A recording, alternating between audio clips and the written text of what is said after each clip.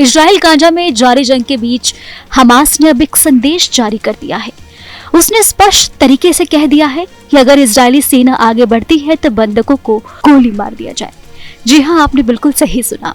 आपको बता दें, अक्टूबर में हमास ने इजराइल पर हमला किया था और हजारों लोगों को बंधक बना लिया था। हमास के नेताओं ने अपने लोगों को निर्देश दिया है कि अगर उन्हें लगता है कि इजरायली सेना आगे बढ़ रही है तो वो बंधकों को मार दे। इस आदेश के बाद पहले से स्थिर स्थिति और भी गंभीर हो गई है। इजरायली अधिकारियों का हवाला देते हुए एक रिपोर्ट के अनुसार गाजा में बंधकों को रखने वाले हमास के सैनिकों को आदेश दिया गया है कि अगर उन्हें लगता है कि इजरायली सेना निकट आ रही है तो वो बंधकों को मार दे। हाल ही में इजरायली की रक्षा यानी कि IDF ने गाजा के नुसैरात से 4 बंधकों को बचाया था।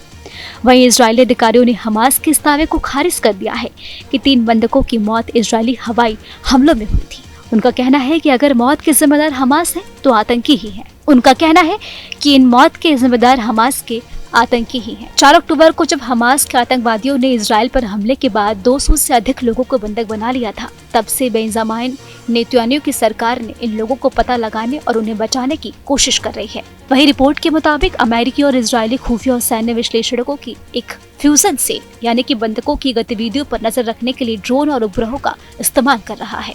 वहीं अधिक जानकारी के लिए आपको बता दें कि इजराइल अब तक 7 बंधकों को बचाने में कामयाब रहा है, लेकिन कई लोग या तो संघर्ष के दौरान अपहरणकर्ताओं के हाथों मारे गए हैं। इस बीच UNSC ने सोमवार को गाजा में युद्ध विराम योजना का समर्थन करने वाले अमेरिका द्वारा तैयार किए गए प्रस्ताव को मंजूरी दे दी है।